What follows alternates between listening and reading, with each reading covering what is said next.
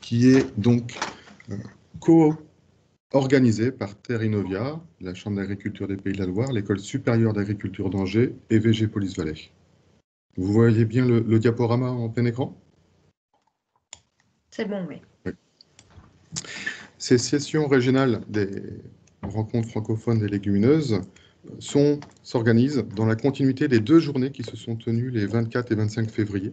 Et elles ont pour objet de vous présenter les démarches et les résultats issus de travaux conduits dans l'ouest de la France.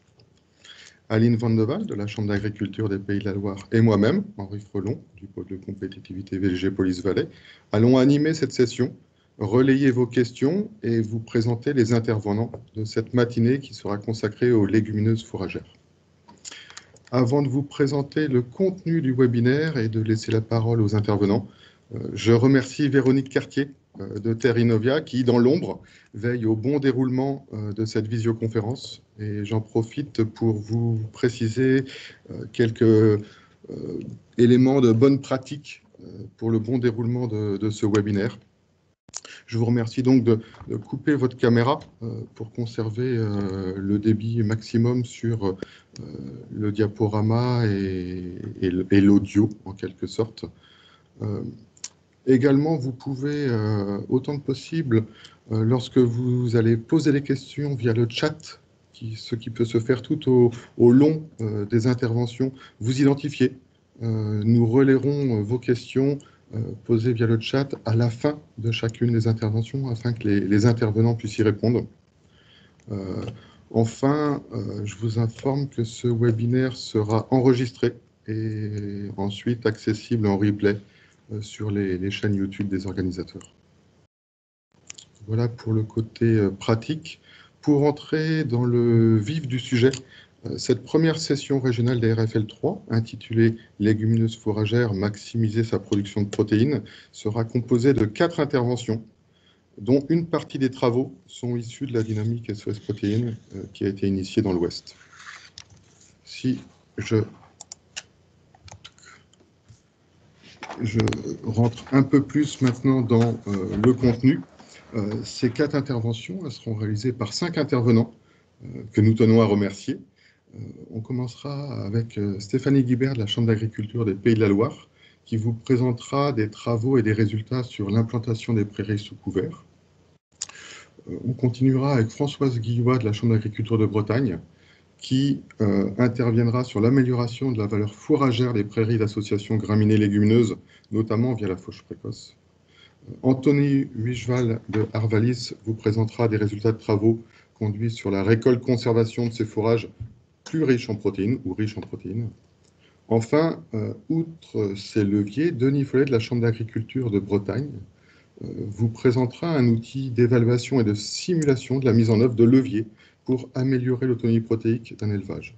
Et Romain Guibert, de la Chambre d'agriculture des Pays de la Loire, viendra clore ses interventions en vous présentant les perspectives d'évolution de cet outil nommé Devotop. Voilà pour l'introduction, en quelque sorte, le chapeau de cette matinée. Avant de laisser la parole à Stéphanie Guibert, je pensais rappeler la demande un petit peu de couper les caméras micro, mais apparemment, tout semble impeccable. Je vous en remercie. Donc, sur ce, à moins que tu vois quelque chose à ajouter, Aline. Non, rien de particulier. Posez vos questions dans le chat tout au long des interventions des différents intervenants. Voilà. Merci. Donc, Stéphanie, je vais te laisser prendre la main sur le diaporama. Et bonjour Denis, tu peux couper ta caméra, s'il te plaît? Hop, super, merci. Merci Henri. Donc, je vais démarrer mon diaporama. Je vais juste vous demander de me confirmer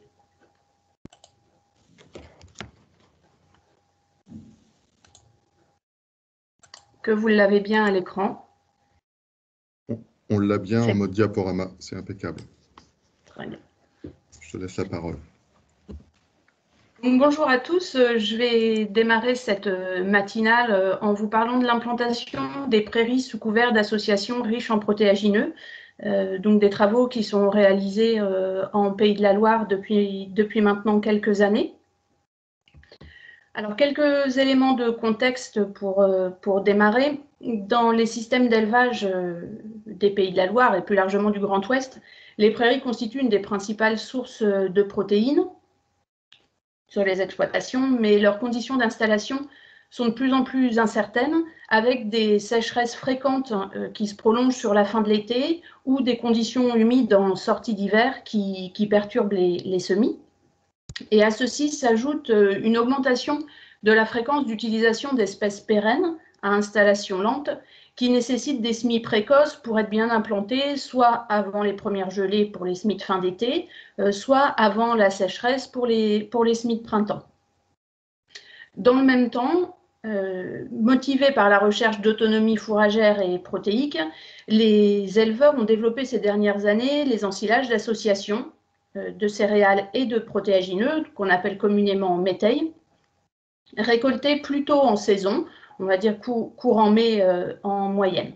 Et ces fourrages enrichis en protéagineux, avec un rendement plus modeste qu'en récolte plus tardive, sont une voie pour concentrer les protéines dans les fourrages. Alors en combinant les deux, c'est-à-dire ces difficultés d'implantation des prairies et le développement des métailles précoces, dont la rentabilité est parfois délicate à trouver, ça nous a amené à travailler la technique du semis des prairies sous couvert de ces associations pour sécuriser à la fois l'installation des prairies et le système fourrager. Alors cette technique du semis sous couvert, elle est connue d'abord sur des pratiques de printemps, avec une implantation en début de printemps, sous couvert d'une céréale de printemps qui était pratiquée dans la région, notamment pour la luzerne. Donc une pratique plus innovante sur laquelle nous avons travaillé, c'est l'implantation à l'automne, sous couvert d'une association céréales protéagineux d'hiver, donc avec un décalage du semis de la prairie au mois d'octobre dans des conditions d'humidité plus favorables. Donc l'association céréales protéagineux est semée en premier à 2-3 cm de profondeur, puis la prairie, soit le même jour ou dans les jours à suivre, dans le premier centimètre de sol, avec un passage de rouleau ensuite, comme un semis de prairie classique. Donc l'association céréales protéagineux est ensuite récoltée au printemps, donc soit en récolte fourrage, avec une récolte plus ou moins précoce, soit en récolte grain. Alors les intérêts de cette technique, les principaux intérêts de cette technique vont d'abord être la sécurisation de l'implantation des prairies, et ce qui a motivé ces travaux, en permettant de décaler la date de semis à une période avec une humidité plus favorable. Ça permet aussi d'augmenter la biomasse produite en première année par rapport à un semis de prairie classique, on va dire, en sol nu, notamment si on a une récolte en fourrage de l'association céréales protéagineux. Ça permet également de réduire le salissement des jeunes semis. On obtient des prairies qui sont plus propres. Et c'est une technique avec peu d'intervention mécanique, puisqu'on va avoir un seul travail du sol pour 2 semis, voire même un seul semis si on a la possibilité d'utiliser un semoir double caisson. Et c'est également une technique qui va nécessiter peu d'intrants, avec pas de recours aux herbicides et globalement peu aux autres intrants, notamment les fertilisants. Alors, nous avons des expérimentations en cours depuis plusieurs années. Donc, la Chambre d'agriculture des Pays de Loire expérimente avec ses partenaires la technique de l'implantation de prairies sous couvert. Donc, l'implantation d'une prairie de longue à moyenne durée sous couvert d'une association céréales protéagineux récoltées en grains ou en fourrage tardif sont des choses, on va dire aujourd'hui, une technique validée avec un certain nombre de recommandations associées. Mais les travaux actuels donc, se portent sur l'utilisation de céréales protéagineux enrichies en protéagineux avec un objectif de récolte plus précoce pour à la fois accroître les valeurs alimentaires des serres-pro qui vont être récoltées, donc valeurs alimentaires énergétiques et protéiques, et également pour essayer de valoriser la prairie plus tôt sur le printemps. Donc là, vous avez de présenter sur le schéma, de résumer les expérimentations que nous menons actuellement avec différents types de mélanges. Un mélange qu'on va qualifier de témoin avec une base donc céréale dominante, donc, qui est le mélange encadré en rouge avec 250 grammes mètre carré de triticale et 15 grammes mètre carré de pois fourragé et de vesse, et deux mélanges enrichis en protéagineux, un à base de triticale, où la densité de triticale est divisée par 2, pois fourragé et vesse dans les mêmes proportions, et on ajoute 20 grammes mètre carré de févrole, et un autre mélange à base d'avoine, à 40 grammes mètre carré, où on retrouve nos 15 grammes mètre carré de pois fourragé et de vesse, 40 grammes mètre carré de pois protéagineux et 10 grammes mètre carré de févrole. L'objectif à travers de ces expérimentations, c'est de voir le comportement de ces mélanges en fonction de la date de récolte, donc avec des récoltes plus ou moins précoces en fourrage. Une récolte précoce début mai qui correspond au stade de floraison du pois fourragé, une récolte courant mai, fin mai qui correspond au stade de floraison de la céréale et une récolte tardive en juin au stade laiteux pâteux de la céréale du mélange. Alors, je vous illustre ici un des exemples, puisque ce sont des essais en cours, donc l'ensemble des essais ne sont pas encore disponibles. Mais pour illustrer le propos, là, je vous montre un exemple d'un essai réalisé sur le département de la Mayenne, sur la campagne 2018-2019, à travers donc, le projet ProCerherbe, qui est un projet financé par la région Pays de la Loire. Donc là, vous avez l'exemple d'une prairie multi-espèces à base de raies anglais, fétuque élevé, trèfle blanc, trèfle hybride, semée sous couvert d'une association céréales protéagineux qui est, par rapport à la diapo précédente, le triticale à 125 grains mètre carré, pois fourragé, vesse et févrole. Donc là, dans l'exemple, en récolte précoce, l'association a donné un peu plus de 5 tonnes de matière sèche hectare à 16% de MAT, donc récolte qui a eu lieu au 15 mai. Vous avez un visuel de la prairie qui redémarre une quinzaine de jours après la première récolte et la prairie qui a ensuite été récoltée, donc 3 fois, une première récolte début juillet, un peu plus d'une tonne de matière sèche hectare, et 2 récoltes qui ont eu lieu ensuite à l'automne, au mois d'octobre et au mois de novembre. Donc au total, dans cet exemple-là, c'est 9 tonnes de matière sèche hectare qui ont été produites et 1,5 tonnes de MAT par hectare qui ont été sorties de cette parcelle, donc la première année.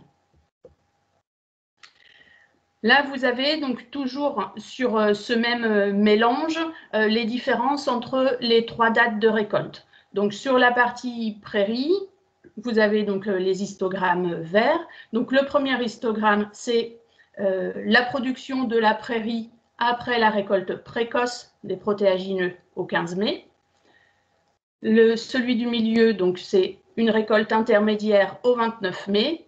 Et le troisième, une récolte tardive au 20 juin.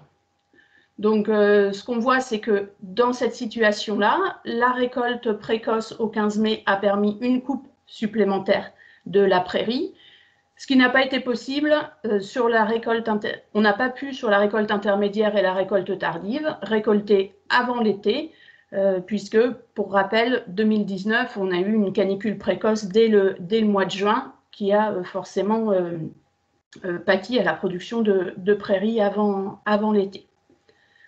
Si on regarde l'ensemble des récoltes, le rendement de la prairie plus le rendement des céréales protéagineux, on voit évidemment une évolution du rendement favorable à la récolte tardive, puisqu'on a eu en moyenne 3 tonnes de matière sèche par hectare de plus à chacune des récoltes plus tardives. On est passé de 5 tonnes en récolte précoce, en gros, à 8 en récolte intermédiaire et 11 en récolte tardive. Donc on a un ensemble, sur l'ensemble des récoltes, une quantité de matière sèche qui va de 9 tonnes en récolte précoce jusqu'à 13 tonnes et demie en récolte tardive. Et avec, donc ce que vous avez, c'est une concentration moyenne, on peut parler comme ça, une densité moyenne de la MAT sur ces différents fourrages. Donc, moyennant évidemment une partie prairie plus riche en MAT et une partie Serpro qui l'est moins. Donc, ce qui est intéressant de voir dans cet exemple, c'est que la richesse en protéagineux de l'association de couverture a permis de maintenir et d'avoir une MAT élevée sur l'ensemble des dates de récolte des Serpro. Et ce qui n'apparaît pas sur les graphes, mais qu'il est important de noter, c'est qu'on a évidemment en parallèle une baisse de la valeur UF du métail qui passe de 0,87 UF sur la récolte précoce à 0,72 en récolte tardive. Donc, globalement, assez peu d'impact sur la MAT, mais significatif sur la partie UF. Donc, pour compléter ces résultats et en parallèle des travaux expérimentaux qui sont en cours, nous avons réalisé une enquête via le web auprès d'éleveurs des Pays de la Loire pour connaître leur avis sur cette technique, leur connaissance de la technique et pouvoir identifier les freins à une large appropriation par les agriculteurs. Donc, c'est une enquête web qui a été complétée par 34 éleveurs enquêtés sur le terrain, donc pour un total de 115 agriculteurs. Vous avez la répartition des modes de production, donc 60% des répondants étaient en conventionnel et 40% en agriculture biologique. Donc, sur cet échantillon d'agriculteurs, ce qu'on a constaté, c'est que l'ensemble des répondants avaient déjà entendu parler de la technique et 77% des répondants la pratiquent, avec sur ces personnes environ 50% qui en avaient une pratique récente, donc depuis moins de 3 ans, et 50% une pratique plus ancienne, supérieure à 3 ans. Donc pour nous, c'était un point positif de voir que c'est bien une technique qui se diffuse avec un pourcentage d'agriculteurs qui la mettent en place, qui l'ont mise en place récemment. Sur les pratiques qui sont mises en œuvre par les agriculteurs, ils pratiquent majoritairement cette technique pour mettre en place des prairies de moyenne à longue durée et prairies pâturées ou fauchées. C'est plus rarement utilisé pour les prairies de courte durée ou pour la luzerne. 85% des éleveurs le font sous couvert d'associations céréales protéagineux auxquelles ils ajoutent éventuellement des trèfles annuels. On a quelques pratiques avec des couverts type sorgho ou colza, par exemple, on va dire un peu plus original. 76% des éleveurs le font en semis d'automne, donc ce qui vous a été présenté précédemment. Les 34% restants le faisant sur les 24% restants, le pratiquant au printemps. Pardon. Et ce qui est intéressant, c'est sur les modes de récolte pratiqués, on se rend compte qu'on a une vraie tendance confirmée sur ces récoltes précoces d'associations céréales protéagineux, puisqu'elles représentent 54% des pratiques, 31% pour des fourrages plus tardifs et seulement 15% récolte en grains l'association de couverture.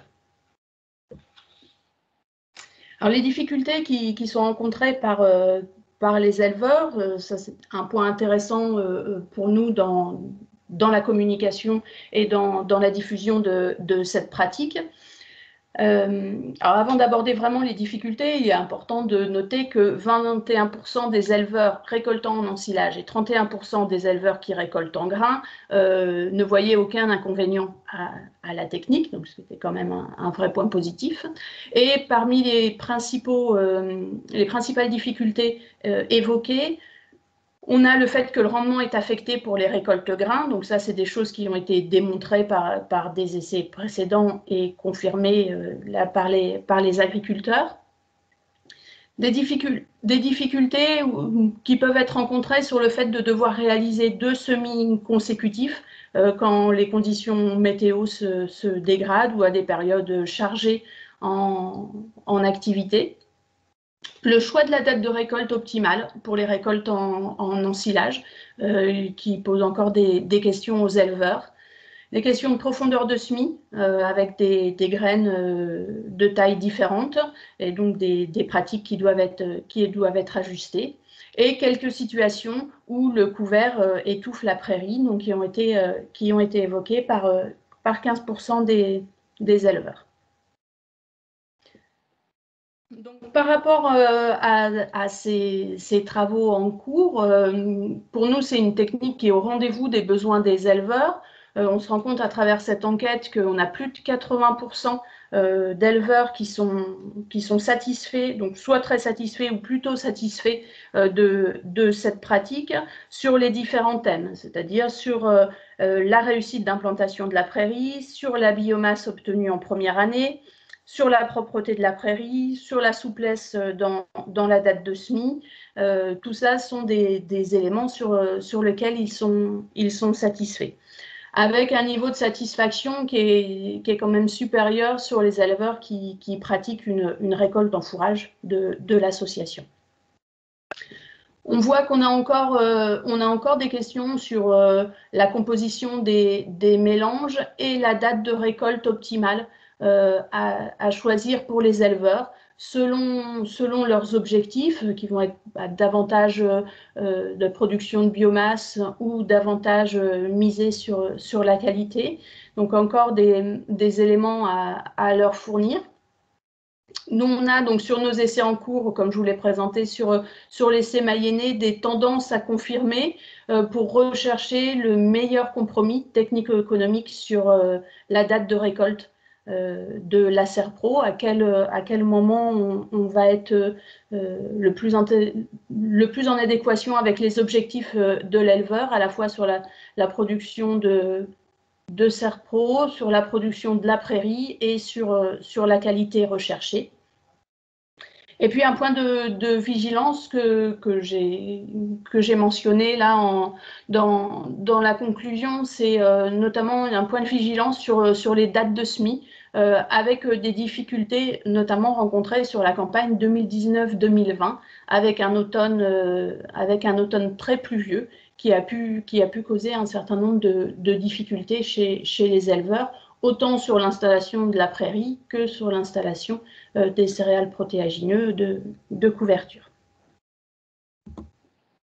Donc, je vous remercie de votre attention. Je vais laisser vous donner la parole, à Aline pour les questions. Et j'en profite au passage pour remercier les partenaires techniques et financiers du projet ProCerherb qui nous permet aujourd'hui d'acquérir des nouvelles références sur ces associations et sur le semis sous couvert.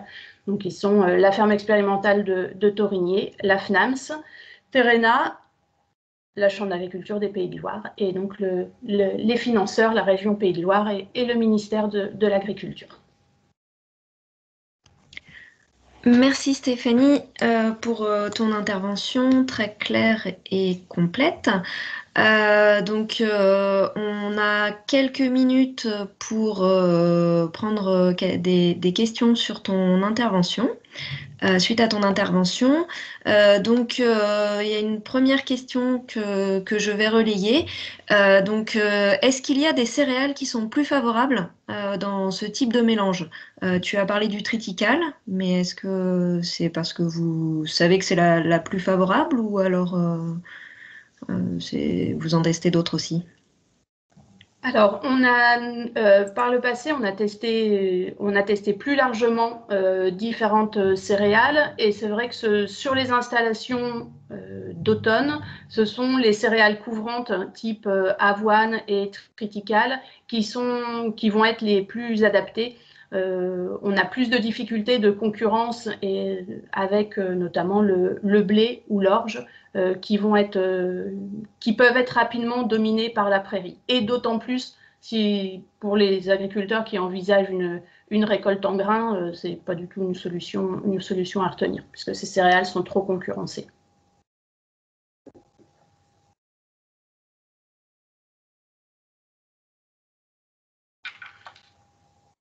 Je ne t'entends plus, Aline. Oui.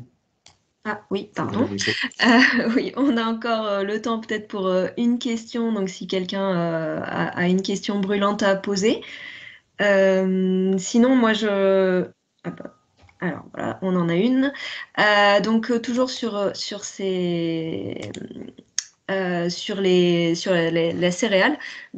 Donc une question sur le seigle fourragé. Est-ce qu'il pourrait être utilisé pour des récoltes en fourrage plus précoces?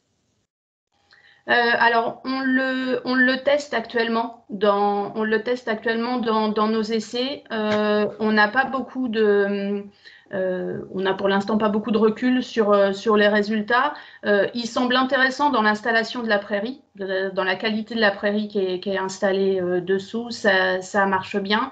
Après, on a dans les essais qu'on a menés, on l'a associé à des trèfles parce qu'on était sur de la récolte précoce, vraiment précoce, mais on a une forte dominante du seigle. Donc en termes notamment de valeur protéique, on n'est pas on n'a pas le même objectif. Ça marche bien en termes d'installation des prairies. Après, c'est sur la qualité du fourrage qu'on veut récolter. Pour l'instant, on n'arrive pas à obtenir aussi bien qu'avec les autres mélanges. D'accord, merci. Et alors une question précise sur les densités de semis de la prairie dans ces conditions. Alors, on est sur une densité de la prairie habituelle, c'est-à-dire même densité que ce qu'on pratiquerait en situation de sol nu. On a fait des expérimentations ces dernières années en modifiant la densité de prairie. Quand on diminue la densité de prairie, puisqu'on l'a essayé aussi, en termes de productivité, c'était aussi intéressant, mais on a une prairie qui est moins régulière dans son implantation, donc sans doute dans le temps peut-être un peu moins pérenne. Et l'augmentation de la densité de semis n'avait pas d'effet. Donc on est resté sur une dose de semis classique. Ok, très bien. Eh bien, écoute, merci Stéphanie. Je pense qu'il est temps maintenant qu'on passe à l'intervention suivante. Je vais laisser la parole à Françoise Guillois de la Chambre d'agriculture de Bretagne. Parfait. Bonjour. Alors, je partage mon écran et de la même façon que Stéphanie, je vais vous demander le retour. Oui, bien sûr.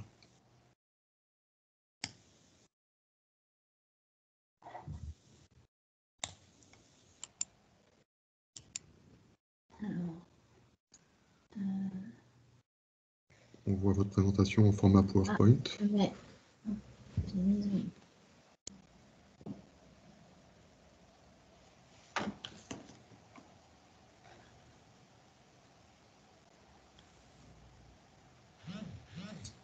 C'est parfait, Françoise. Voilà. Je vous laisse la parole. Donc, Françoise Guillois, je suis conseillère en production laitière et chargée d'études fourrage à la Chambre d'agriculture de Bretagne, et je vais vous présenter des résultats d'essais qui ont été conduits sur le thème suivant: améliorer la valeur des prairies d'association graminées légumineuses récoltées, prairies d'association qui sont des prairies de fauche. Ces essais ont été réalisés dans le cadre du projet Forage Prod. Ils ont été réalisés à la station expérimentale de Moron dans le Morbihan et dans la station expérimentale de Trévarez dans le Finistère.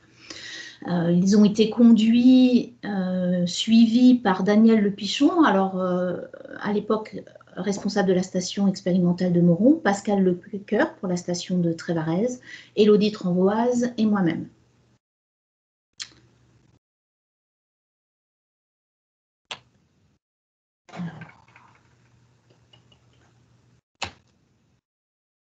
Donc, à Moron, ce sont des essais uniquement conduits sur les prairies, des essais végétaux. La question posée, c'était est-ce qu'une date de récolte plus précoce va avoir des effets sur la valeur nutritive du fourrage récolté, notamment mesurer ses effets, en particulier la MAT, le rendement et sa répartition, et l'évolution de la flore.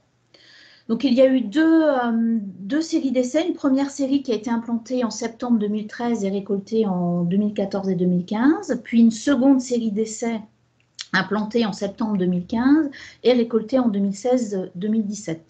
Ce sont des modalités qui ont été semées dans un dispositif de type mini-parcelle en bloc à 3 répétitions.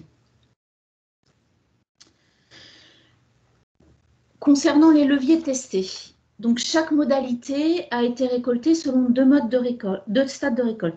Un stade de récolte traditionnel, début épiaison de la graminée, donc au maximum 10% des épis visibles. Donc c'est le stade classique, on va dire, où on recherche un compromis entre le rendement et la qualité.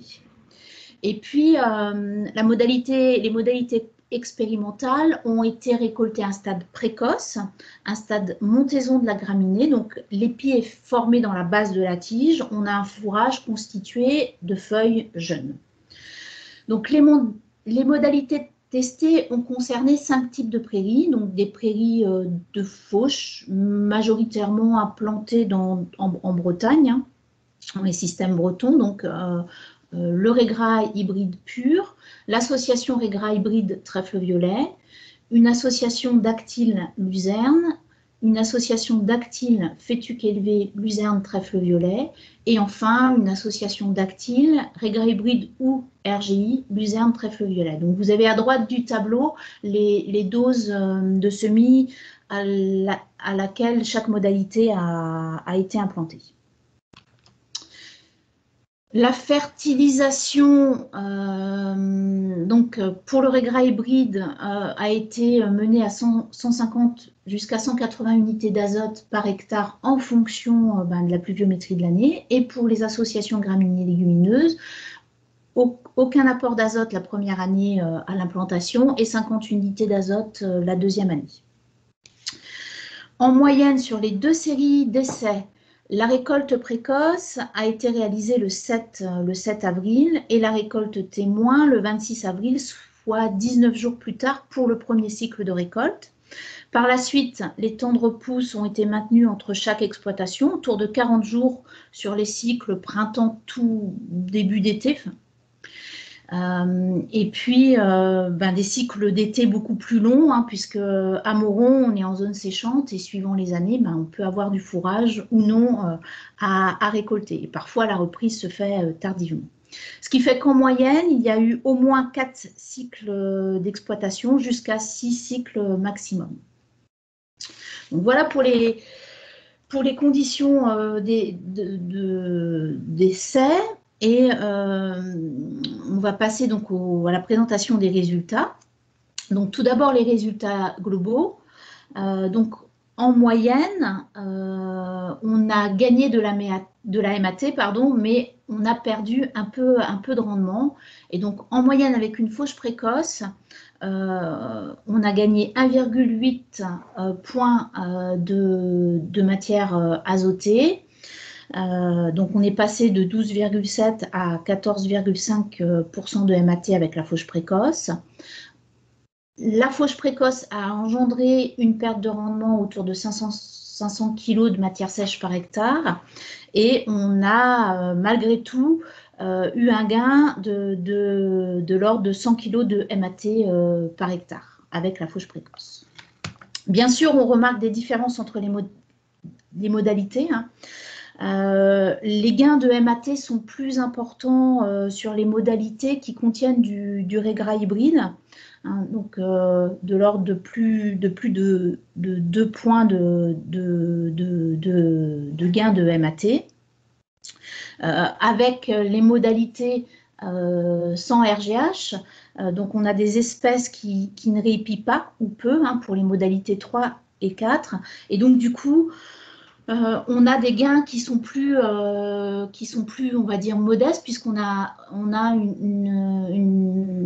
des espèces qui sont plus stables dans le temps en termes de qualité. Donc là, la MAT, on a un gain de 0,9 points à 0,8 points de MAT sur ces modalités. Au niveau du rendement, c'est la modalité 1, le régras hybride pur, qui a perdu le plus de rendement. Et ensuite, ce sont les modalités toujours avec ce fameux régras hybride, hein, mais ça, c'est en lien avec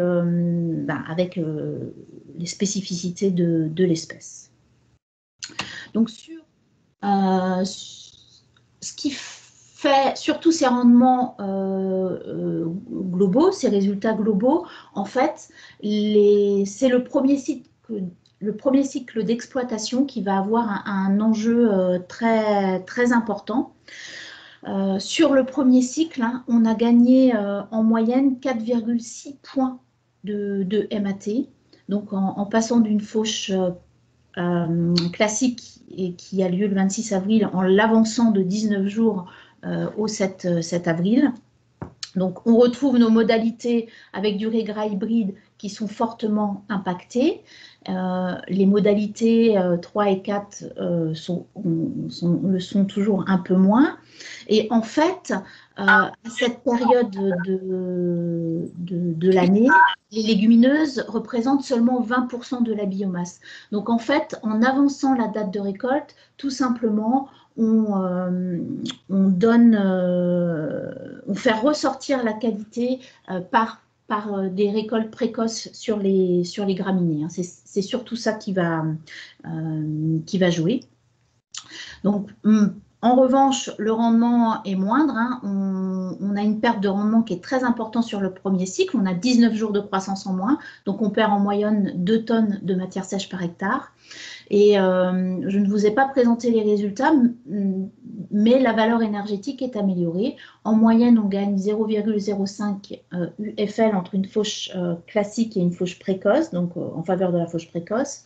Et donc, ça varie de 0,03 jusqu'à presque 1 UF, donc 0,8 UFL. Donc, à Moron, en général, on a du fourrage jusqu'au mois de juin. Et puis après, forcément, on est en zone séchante, donc ça pousse plus ou moins. Donc, on a regardé ce que ça donnait sur le printemps, parce que certes, on a une perte de rendement importante au premier cycle, mais on se dit qu'en fauchant plus tôt, on peut faire plus de récoltes. Donc, si on regarde jusqu'au mois de juin ce qu'on peut faire sur la ferme expérimentale de Moron, eh ben, la conduite témoin permet de réaliser 2 fauches qui vont être faites entre le 26 avril et le 10 juin. Et la conduite précoce permet d'en réaliser 3 qui vont être faites du 7 avril au 27 juin. Et donc, à cette date, on a jusqu'à 80% du rendement annuel de la prairie, fin juin, qui est réalisé. Donc, ce qu'on constate, c'est que globalement, on a des rendements similaires, et donc la fauche supplémentaire compense en fait en fauche précoce la perte de rendement important, et le taux de MAT va être amélioré. On va gagner plus de 2,6 points en moyenne. Donc, en conclusion, avec une fauche précoce, on va améliorer améliorer le taux de MAT en moyenne de 1,8 points par rapport à une fauche classique. Ce qu'on a observé aussi sur les essais de Moron, c'est que le taux de légumineuses est plus élevé en fauche précoce.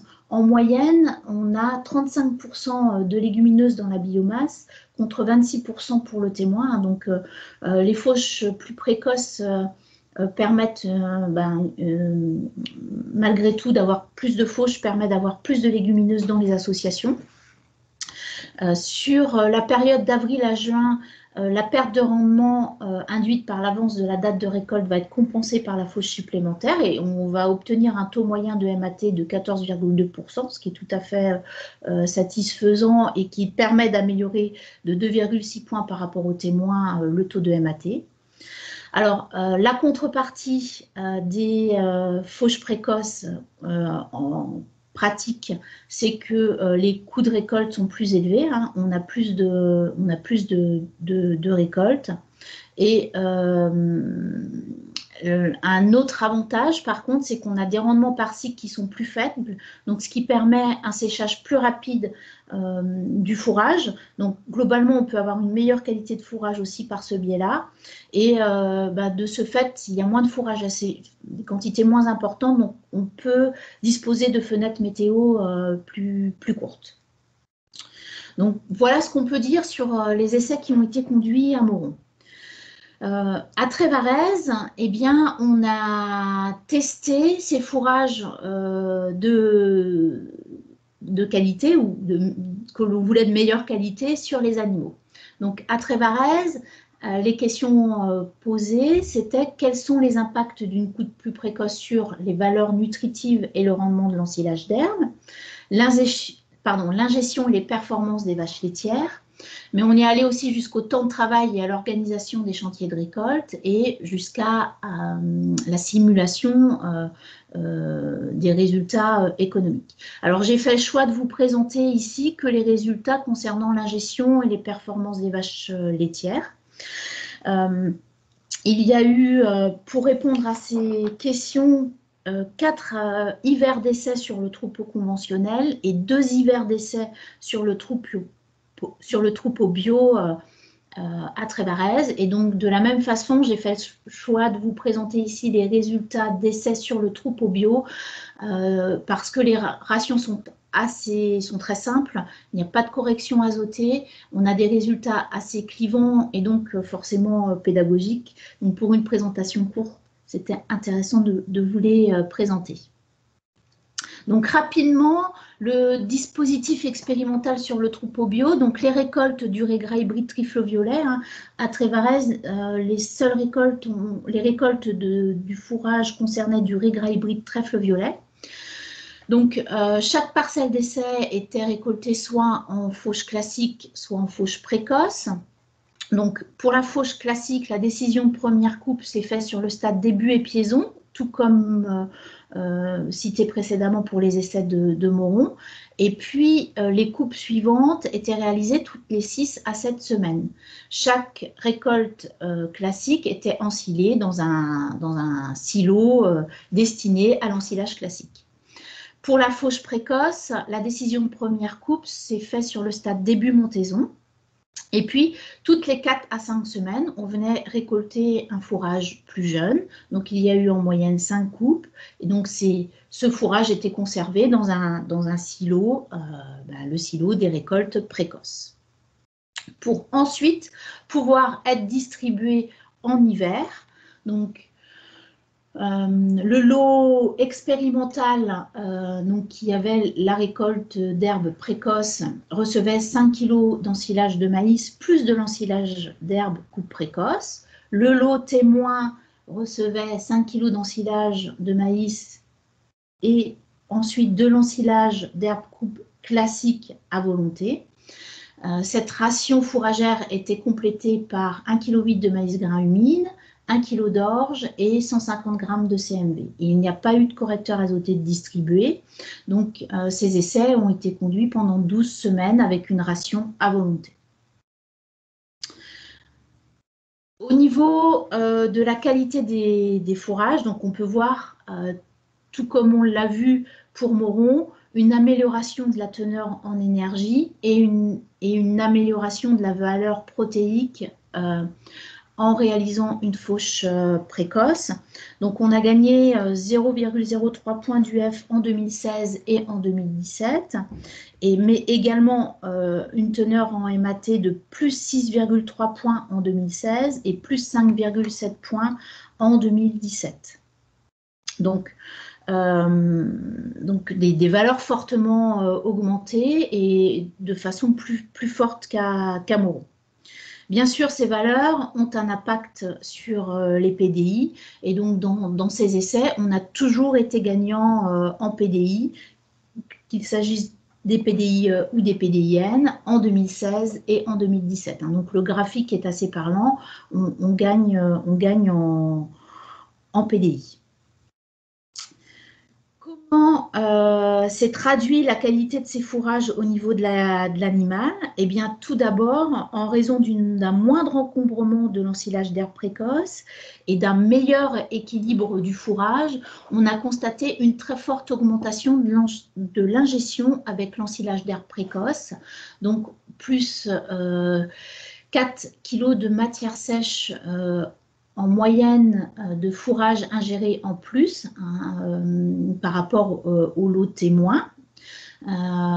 Donc, c'est ce fourrage en plus, cette ingestion en plus et un fourrage de meilleure qualité, on a gagné en moyenne plus 4 kg de lait par vache et par jour sur les essais bio.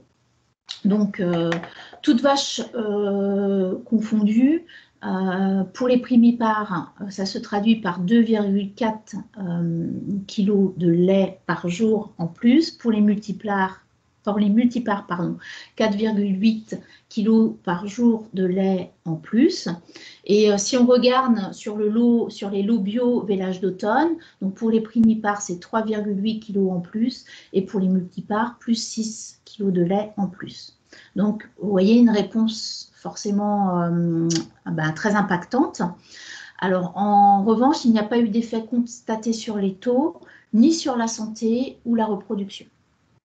Alors, pour conclure sur ces essais de Trévarez, sur le troupeau bio, donc bien sûr, quand on simule les résultats au niveau économique, on a un gain économique élevé, puisqu'on fait du lait en plus.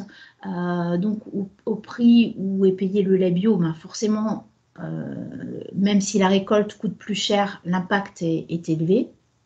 Donc, mais il y a une question qui s'est posée. Il faut bien voir si on donne la priorité à l'autonomie protéique au niveau du système ou à l'autonomie alimentaire, parce que la fauche précoce implique plus de petites coupes, donc un temps de travail autour de la récolte, mais aussi moins de rendement à l'hectare. Ça, on l'a aussi constaté sur Trévarez.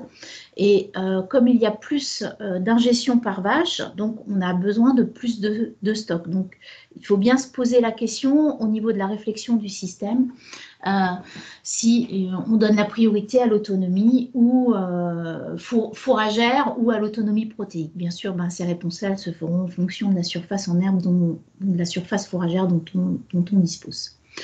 Donc voilà globalement ce qu'on peut dire sur les fauches précoces. Elles améliorent la qualité de l'herbe. On a une réponse bien sûr sur le lait, aussi bien sur le lait, je vous ai montré les résultats bio, mais bien sûr il y a un effet positif aussi en système conventionnel. Et puis ces fauches malheureusement précoces, même si on fait plus de fauches, on a quand même une perte de rendement. Voilà, je vous remercie de votre attention et puis place aux questions. Merci Françoise pour cette intervention, très claire également. On a donc quelques minutes pour prendre des questions que vous pouvez poser directement dans le chat.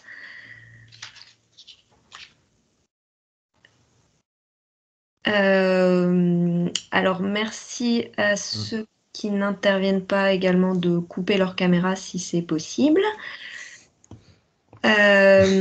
Alors, si on n'a pas de questions dans le chat, moi je vais en poser une.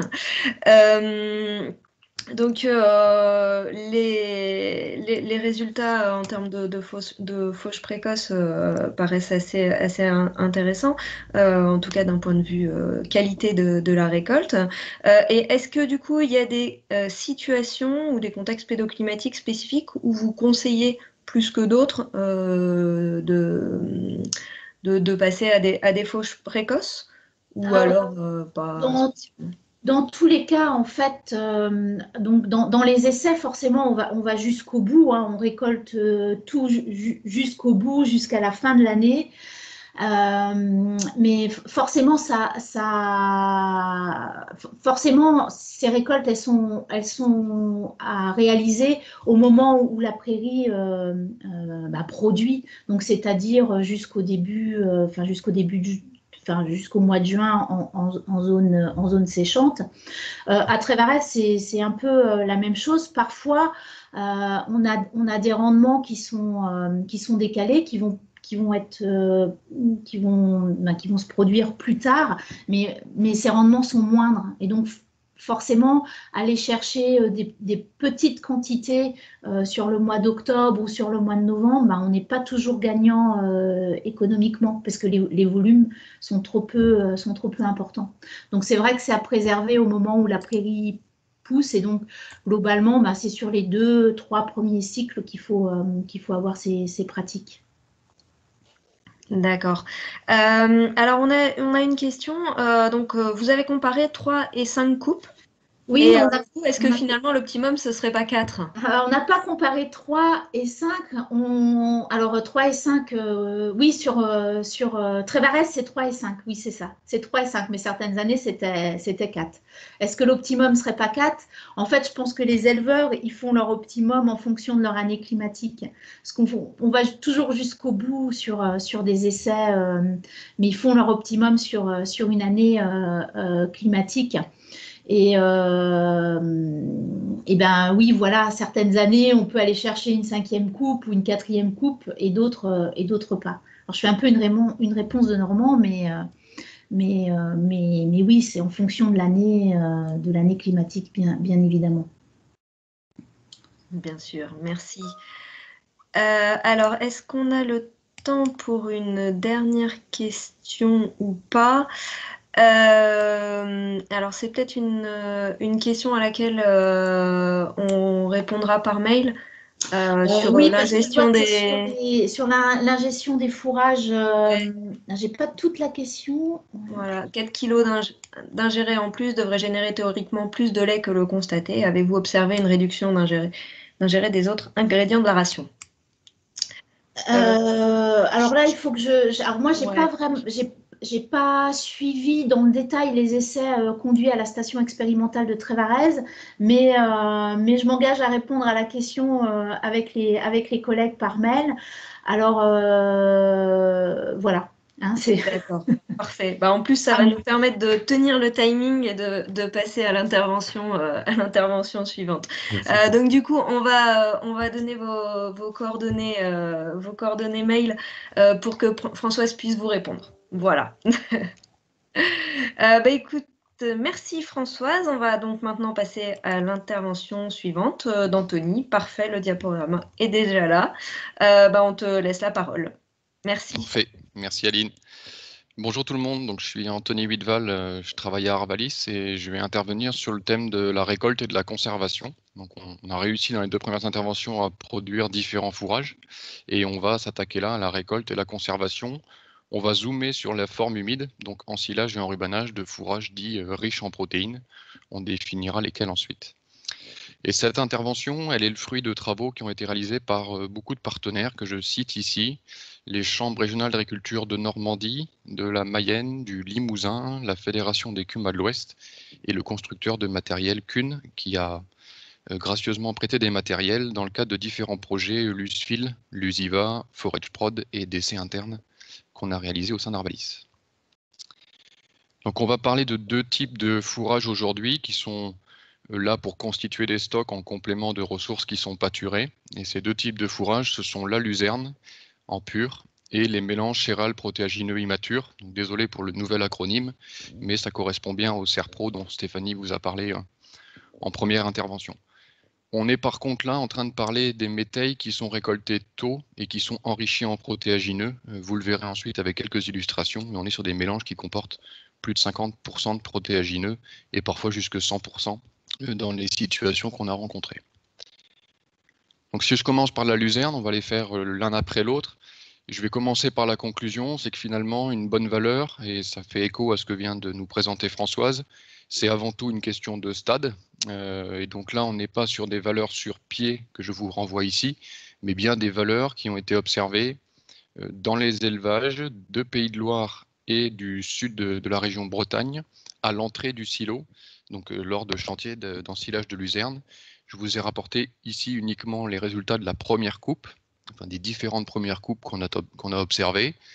En vert, le diagramme en vert, c'est la teneur en protéines qui est ramenée en grammes par kilo, et en rouge, la valeur énergétique en fonction des différents stades de développement qu'on a pu qualifier sur le fourrage sur pied.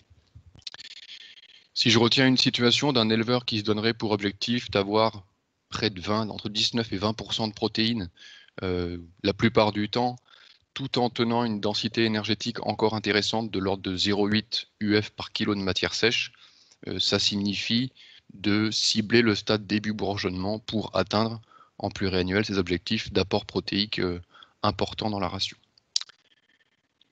Si on prend ensuite l'itinéraire technique, on va un petit peu saucissonner pour voir comment on peut jouer. On a une difficulté majeure avec les légumineuses fourragères, c'est le fait que le pétiole, donc qui fait le lien entre les feuilles et la tige, est extrêmement fragile mécaniquement. Donc ça ne serait pas un drame si on perdait entre guillemets de la biomasse qui n'avait pas de valeur, mais ce sont bien les feuilles qui sont finalement un concentré, qui sont très riches en énergie et en protéines, et qui en plus sont relativement stables en termes de valeur au cours du cycle. Donc c'est plutôt leur proportion en fait des feuilles qui baisse au cours du cycle de végétation qui fait que la valeur diminue. Puisque ce sont les tiges qui deviennent majoritaires avec le stade, leur valeur est bien inférieure. D'un point de vue énergétique, on est sur un foin moyen, voire médiocre. En termes de teneur en protéines, on est un petit peu supérieur, mais néanmoins près de 2 fois inférieur à ce qu'on peut retrouver dans les feuilles. Donc l'enjeu de toute chaîne de récolte, c'est de garder les feuilles jusqu'à la gueule de l'animal, et avant tout jusque dans le silo ou dans la balle enrubanée.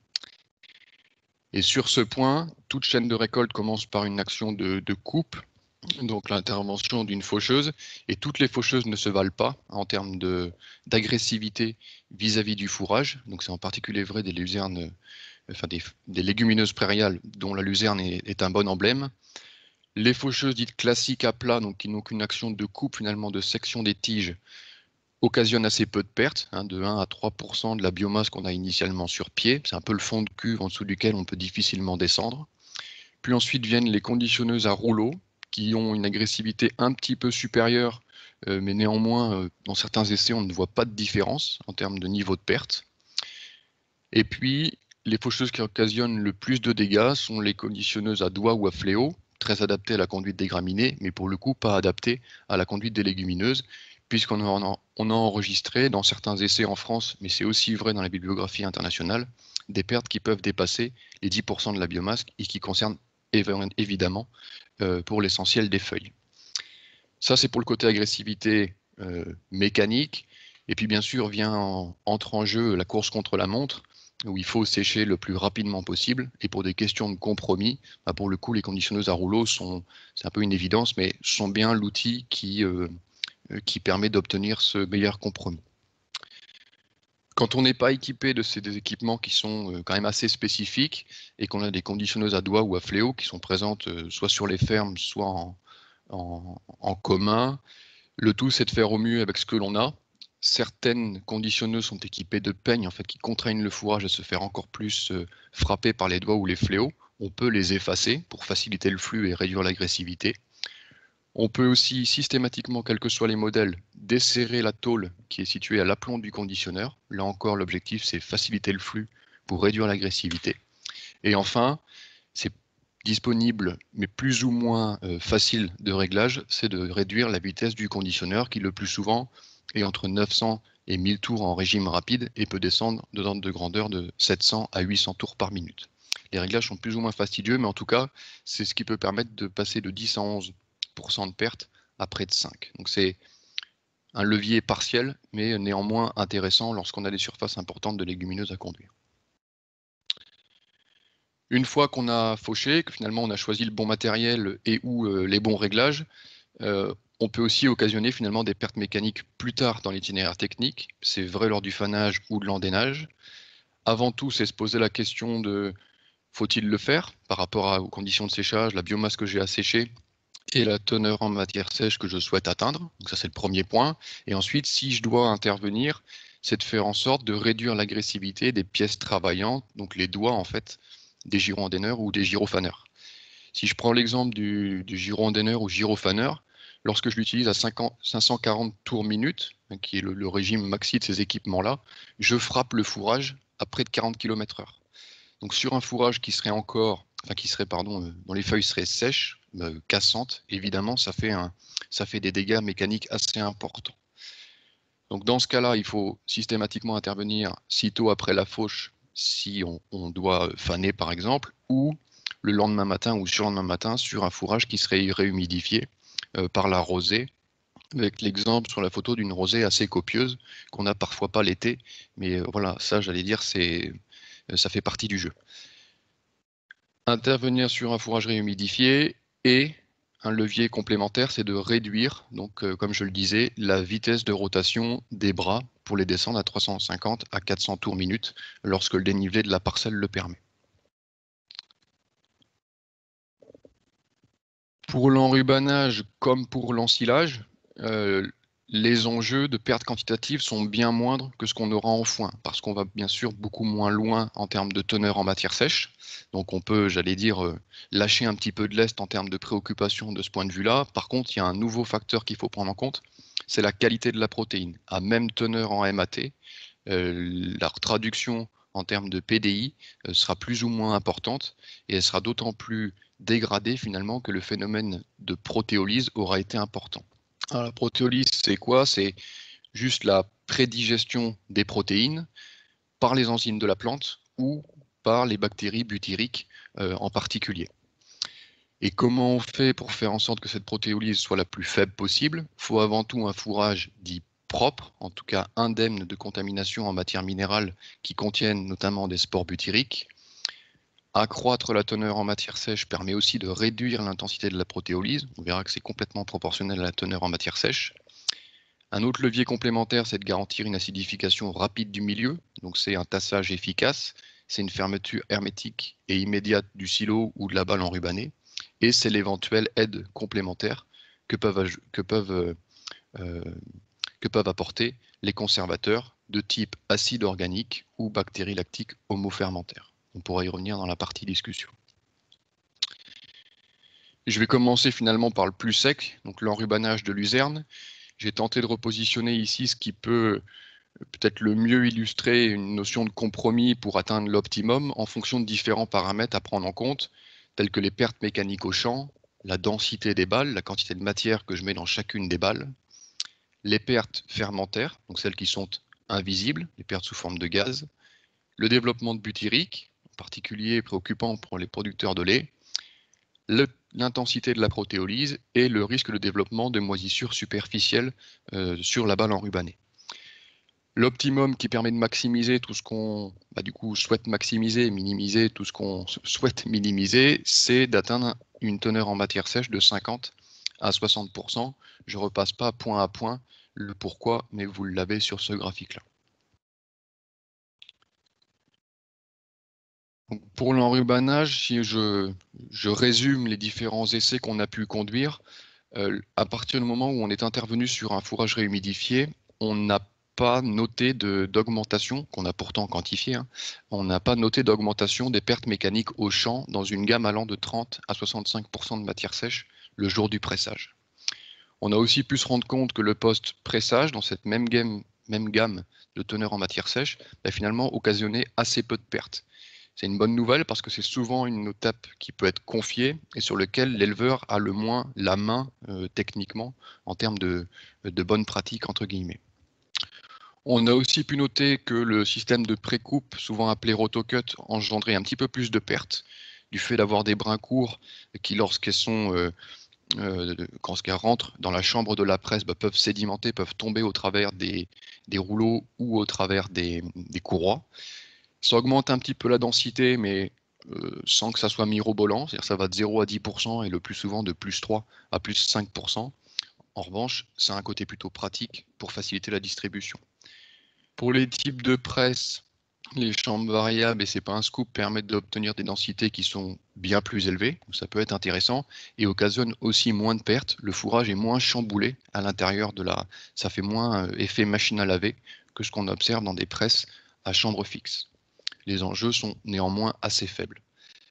8 couches de film d'enrubanage restent de rigueur pour apporter une résistance mécanique, mais on doit absolument et à tout prix garder de la vigilance au moment de la dépose de la balle, puisque c'est en étant déposé sur le sol ou sur les chaumes que le risque de perforation est le plus important. Évidemment, tout ce qui est enrubanage à poste fixe sur un site dédié avec une surface peu agressive ou enrubanage en continu permet de s'affranchir pour partie de ces problèmes-là, pour partie ou totalement. Et puis dernier point, c'est que des balles qui sont denses et dont la teneur en matière sèche est élevée, c'est finalement des balles qui sont légères, se tiennent bien et qui permettent un empilement sans risque, donc sans déformation. Des balles, qui dit déformation, pourrait dire finalement surétirement de film plastique et donc augmentation de la perméabilité à l'oxygène. Si je passe sur l'ensilage désormais, donc on revient sur de l'humide, il y a quasiment les mêmes paramètres qui sont positionnés ici par rapport à ceux que je vous présentais sur l'enrubanage, avec l'ajout par contre de la gestion du front d'attaque et des problèmes d'échauffement qui peuvent se produire au front d'attaque. Pour des questions notamment de réduction du phénomène de protéolyse et de développement de butyrique, on observe que des ensilages qui sont réalisés sur une gamme 35 à 45 de matière sèche permettent de minimiser assez fortement ces deux paramètres importants. La conséquence plutôt négative, c'est une augmentation de la sensibilité à l'échauffement. Ça veut dire que quand on est sur les teneurs en matière sèche qui dépassent 40%, il faut reporter une vigilance assez importante sur le bon dimensionnement du silo pour permettre une vitesse d'avancement bien suffisante. Donc je commence par le bas de cette diapo. Le minimum de 10 cm par jour de vitesse de dessilage ou de 20 cm par jour, donc 10 cm en hiver, pardon, et 20 cm par jour en été, sont des préconisations qui tiennent pour des fourrages qui sont de l'ordre de 35% de matière sèche et qui atteignent des densités proches de 200 kg de matière sèche par mètre cube dans le silo. Si on est sur les teneurs en matière sèche plus élevées pour profiter des bénéfices du préfanage plus poussé, ça veut dire qu'il faut avancer de manière supérieure. On peut largement rajouter 5 cm pour chacune des périodes. Avec un fourrage qui est jeune et bien préfané, c'est assez surprenant de voir à quel point on peut obtenir des densités bien plus importantes et du coup en réduire la porosité. Donc il faut jouer sur ces deux paramètres-là pour préserver à la fois la qualité protéique mais aussi les échauffements. Et puis un dernier point qu'on a pu aussi observer au cours des suivis de chantier qui ont été réalisés, c'est que le regroupement des andins juste avant l'ensileuse permet d'accroître le débit de chantier de manière assez importante à l'ensileuse, et du coup de réduire les coûts de récolte de manière assez notable. Quand on dit les coûts de récolte, on a déduit ici le coût d'intervention supplémentaire avec le regroupement d'andins. Donc c'est une pratique qui est plutôt bénéfique pour le portefeuille, sans être trop préjudiciable pour la qualité, dès lors que les bras sont bien ajustés, que la préparation de sol permet de ne pas incorporer trop de terre dans le fourrage, et surtout d'être sûr d'avoir une teneur en matière sèche minimale. Si on est humide et qu'on a incorporé de la terre, bah finalement c'est un peu la double peine, puisqu'on est sûr de voir les butyriques se développer. Autrement, pour toutes les autres situations, c'est plutôt une pratique bénéfique, à la fois côté technique, mais aussi côté économique. Si je passe maintenant à une toute autre catégorie de fourrage, mais là aussi qui est riche en protéines, ce sont les mélanges céréales protéagineux immatures. Vous voyez les 3 photos qui illustrent un petit peu les différentes catégories qu'on a pu voir dans les suivis, de mélanges qui étaient quasi 100% protéiques à des mélanges à 50-50, et l'autre encore avec une très très forte dominante de protéagineux, de la févrole, pois protéagineux ou fourragés, et différentes céréales. De tous ces suivis qui ont été faits, il y a des constantes. C'est la teneur en matière sèche qui sur pied est faible, de l'ordre de 14%. Un pourcentage de matière sèche qui est d'autant plus faible qu'on a une forte proportion de protéagineux dans le mélange et qu'en plus on récolte tôt. Quand je dis tôt, c'est avant la fin mai, on n'a pas d'accumulation d'amidon, ou très peu, trop peu en tout cas, pour faire élever naturellement la teneur en matière sèche de la plante sur pied. Le tout, un fourrage humide dans un microclimat qui est maintenu humide du fait de la structure du couvert. C'est une sorte de mini-jungle. Des chaumes qui sont relativement clairsemés au sol, qui fait que lorsqu'on fauche, l'andin a tendance à s'affaisser, il peut parfois toucher le sol. Et tout ça concourt du coup à freiner le séchage. Donc clairement, par rapport aux luzernes où on est capable de bien décrire des choses, des itinéraires qui sont performants, on se cherche encore un petit peu concernant ces fameux métails, avec des avantages et des inconvénients à chaque fois pour les outils de fauche, des andins étroits issus de conditionneuses qui peuvent être repris directement par l'ensileuse, donc on n'a pas de contamination en matière minérale, c'est plutôt positif. Par contre, on sèche moins vite. Et puis, à l'opposé, des andins qui sont plus larges, qui seraient issus d'une fauche avec une faucheuse à plat ou de conditionneuse qui dispose d'éparpillements larges, donc on répartit le fourrage sur 80 à 90% de la surface fauchée. On sèche plus vite, c'est sûr. Par contre, on est obligé de regrouper ces andins avant l'ensilage. Et on a un risque assez important de contamination par la terre, d'autant que les préparations de sol pour les mélanges céréales protéagineux sont rarement des billards, comme ça peut être le cas sur prairie. On a quand même des développements d'outils qui peuvent nous paraître intéressants. C'est l'exemple sur la photo de l'andaineur à tapis, avec son action de soulever via le pick-up le fourrage et de le déplacer sur la bande, sur le tapis roulant, le fourrage, qui est théoriquement moins contaminant. C'est en tout cas ce qui est très bien documenté sur d'autres fourrages, c'est notamment le cas de la luzerne. Ça mérite d'acquérir de la donnée complémentaire sur ces types de matériel pour voir dans quelle mesure ils sont une bonne solution intéressante pour les métails, même s'ils sont encore peu présents sur le terrain. Finalement, avec ces fameux métails, par rapport à tous les autres fourrages prairiaux, ça rebat un peu les cartes. Techniquement, on aurait toujours le souhait d'être à 35% de matière sèche pour bénéficier des atouts que ce préfanage apporte, réduire la protéolyse, le risque butyrique, favoriser l'ingestion. Mais en fait, techniquement, on est vite bridé. On se dit que déjà, c'est bien si on obtient du 30% de matière sèche. Alors, certaines années, ça va me faire mentir parce que les créneaux météo seront tellement favorables, mais en moyenne, c'est une difficulté assez forte. Ça veut dire qu'il faut l'intégrer et que par rapport à d'autres fourrages prairiaux, par rapport à ce qu'on pratique, il faut rajouter du temps de préfanage, de l'ordre de 1 à 2 journées, soit un temps de présence mini au sol de 60 à 72 heures, voire 96 heures, en conditions fraîches, c'est-à-dire sans risque d'échauffement du fourrage dans les andins. Un petit repère qui mérite d'être affiné, mais un cumul de 6 mm d'évapotranspiration sur des données météo prévisionnelles, en l'absence de pluie bien sûr, sur la durée totale de séchage, suffit à atteindre le 30 à 35 de matière sèche avec la plupart des fourrages prairiaux. Sur ces métails, compte tenu des espèces et de la structure du couvert, il faut plutôt tabler sur du 8 à 9 mm pour être sûr d'atteindre ce seuil-là. Voilà, donc ça c'est vrai pour, je le répète, des récoltes plutôt précoces avec des fourrages riches en protéagineux.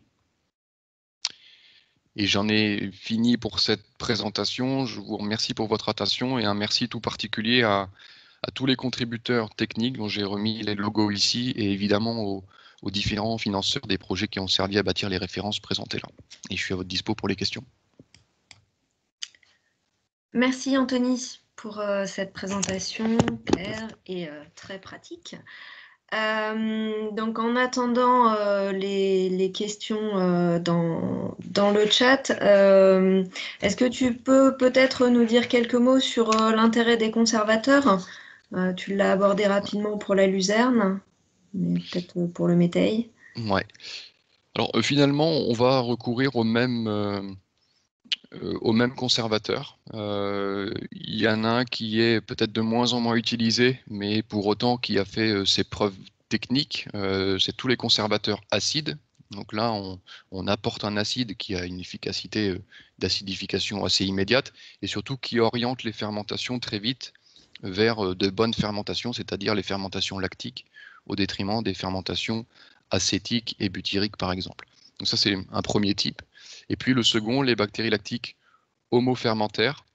Leur intérêt sera d'autant plus pertinent à la fois techniquement et économiquement que ça se fera sur un fourrage préfané. Elles auront une meilleure activité et efficacité, ces bactéries, dans un fourrage préfané. Et en plus, les préconisations sont en nombre de bactéries par gramme de fourrage brut.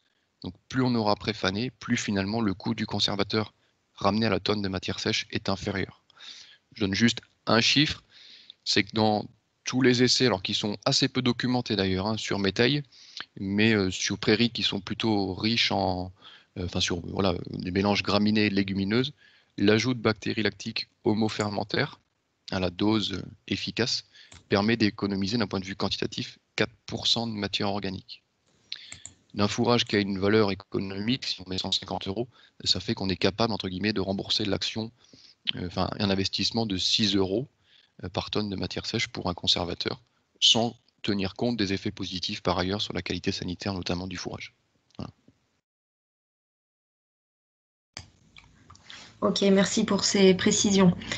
Alors, on a une question, enfin, c'est plutôt une remarque dans le chat sur le type de matériel, sur l'endaineur à tapis, qui améliore très nettement la qualité du produit récolté pour les métailles multi-espèces, donc dans ce cas particulier, alors que pour la luzerne, plutôt l'endaineur à soleil. Ça conforte un petit peu ce que tu disais. Ouais. Sur l'endaineur à soleil, je ne sais pas dans quelle situation il est utilisé par cette personne-là. Pour le foin, il a un avantage majeur, c'est un débit de chantier qui est assez énorme, donc ce qui permet de saisir des créneaux météo avec de la rosée, notamment un fourrage humidifié extrêmement court. Donc ça, c'est très très positif, ça va dans le bon sens. Pour les situations en humide, il a largement été démontré que les endaineurs à soleil, par leur principe de fonctionnement, étaient beaucoup plus contaminants en matière minérale, au-delà du fait de tresser l'andain qui peut parfois un peu freiner le séchage. Donc un point de vigilance quand même important pour les situations humides. Endaineur à soleil et teneur en matière sèche insuffisante, c'est pas le meilleur cocktail pour être sûr d'avoir un fourrage indemne de butyrique notamment. D'accord. Très bien. Est-ce que tu peux également nous apporter quelques repères sur le tassement pour les silos?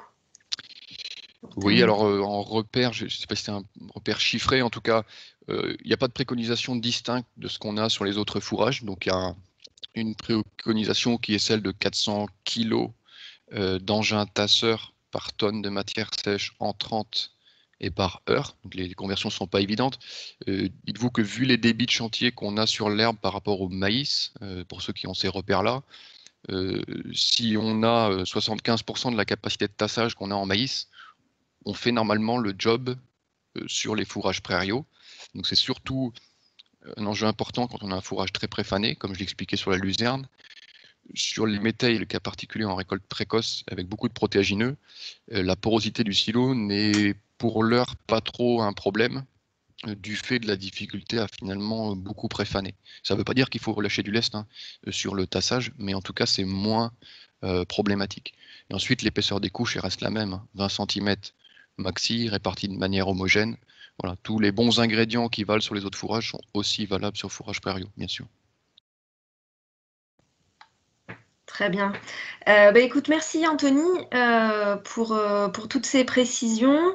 On est presque parfait dans le timing. Merci à tous. Du coup, je propose qu'on laisse la parole à Denis Follet et Romain Guibert pour leur intervention à deux voix sur Devotop, l'outil d'évaluation de l'autonomie protéique.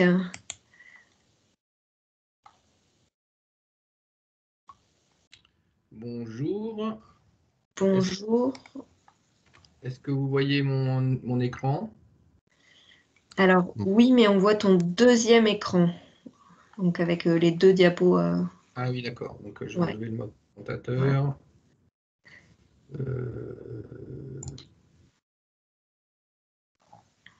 Masquer le mode présentateur. Ça Ouais, c'est ce que je viens de faire, mais là j'ai perdu l'image, donc du coup je recommence. Voilà. Super. Ah ok, bon bah, je sais pas pourquoi, mais ça marche pas. Bon, très bien. Donc bonjour à tous. Donc cette dernière partie donc, de la matinée va porter sur la présentation de l'outil Devotop. Donc ça va avoir lieu en trois temps. Donc le premier temps sera sur la présentation donc, de l'utilisation, enfin de la présentation de l'outil. La deuxième sur l'utilisation qu'on peut en faire dans le cadre de collectifs et notamment dans l'accompagnement de groupes de formation. Et le troisième temps sera sur les perspectives d'évolution de cet outil-là. Et c'est Romain Guibert, donc de la Chambre d'agriculture des Pays de la Loire, qui fera ce complément. Donc sur l'outil, donc la présentation déjà de l'outil. Donc l'outil a été voulu comme un outil simple d'utilisation et rapide, et qui puisse être utilisé dans 5 filières. Donc vous avez les petits pictogrammes, hein, donc en production porcine, caprine, ovine, les ateliers laitiers et puis la viande bovine. Aujourd'hui, donc, je traiterai que de celui de la production laitière. Et donc, un outil qui permet de donner des indicateurs pertinents, dont le premier est l'autonomie protéique. Alors, cet outil est un calculateur sous Excel avec 3 modules. Un module diagnostic, un module optimisation et un module donc simulation. Donc ça sera la première partie de la présentation, et puis ensuite je vous présenterai un exemple d'utilisation donc en formation où on a développé donc 2 séquences de sensibilisation donc à l'autonomie protéique et puis une séquence sur la mise en mouvement ou mise en action. Donc, le module diagnostic, c'est un module qui permet de situer son exploitation et pouvoir la comparer à des références qui correspondent au système de production qui lui est le plus proche. Donc, le principe du diagnostic, c'est de… Vous voyez bien les diapos passés ? On est toujours sur la diapo diagnostic, optimisation, simulation. Parce que c'est bien ce que je m'aperçois, c'est que ça ne passe pas la diapo suivante. Là. Vous n'avez pas une diapo avec un graphique dessus? Non, pas pour l'instant, Denis. Ah, ça peut être... Je pense que je vais… coupe ta caméra, peut-être, ta vidéo, pour conserver que le Je diaporama. pense que j'ai 2 écrans et je vais couper le deuxième écran. Je suis désolé, il doit y avoir un…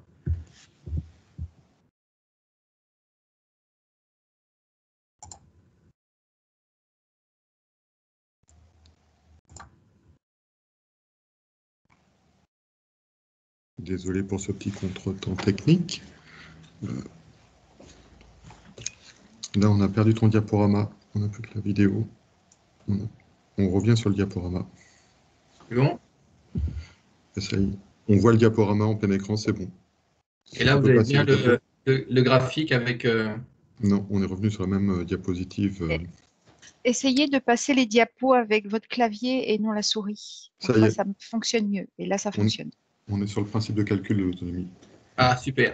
Bon, ça y est. Donc, il y avait donc les petits soucis techniques avec un deuxième écran et je pense que ça coincé. Bon, je suis désolé. Donc, je reprends sur le principe de calcul de l'autonomie. Donc, le principe est assez simple. On fait l'inventaire donc des animaux et de leur production sur l'exploitation. Donc, en production laitière, le nombre de vaches, le nombre de génisses, la production par vache, les taux. Et à partir d'ABAC, en fonction de chaque catégorie d'animaux et en fonction de leur production, on a les quantités, les besoins en MAT de chacun des animaux. Ce qui nous permet de calculer à l'échelle de l'exploitation les besoins théoriques de la MAT de l'exploitation ou de l'atelier en question, donc l'atelier lait. En face, on regarde les achats, donc la production donc enfin pas la production, les apports donc de MAT, soit à travers donc les concentrés qui sont achetés ou les fourrages éventuellement, et ces aliments sont catégorisés dans trois volets. Donc, soit ils viennent de outre-Atlantique, donc ce qui est typiquement le soja brésilien, donc il est visualisé avec un petit bateau, soit c'est de la MAT nationale, soit c'est local ou régional et c'est représenté par un tracteur. Donc on localise la MAT qui est importée. Donc on a d'un côté les besoins en MAT, de l'autre côté ce qui est apporté de l'extérieur ou acheté.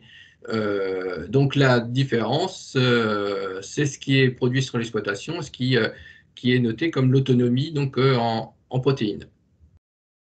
Donc une méthode assez simple pour calculer l'autonomie protéique.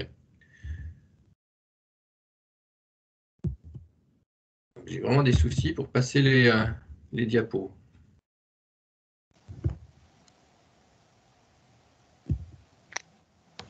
Essayez avec votre clavier, est-ce que ça marcherait mieux? Non, mais c'est avec le clavier que... Bon, c'est bon. Donc l'outil diagnostic permet donc de répartir la MAT, donc les besoins en MAT donc, sur l'exploitation. Donc répartit les sources, donc là en quantité, suivant si c'est des fourrages, des concentrés, les concentrés achetés ou les concentrés produits, et éventuellement donc des fourrages achetés. Donc ça, c'est en termes de quantité. Et ensuite, on peut répartir la MAT suivant sa provenance.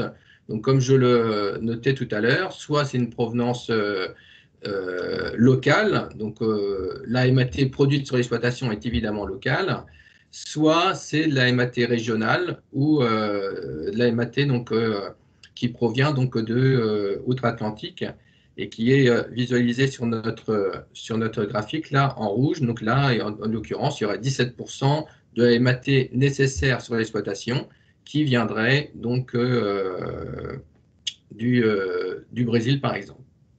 Et un dernier point, on peut calculer donc la MAT donc, par atelier, si on a plusieurs ateliers, le coût de la dépendance en MAT, le coût de la MAT qui est acheté.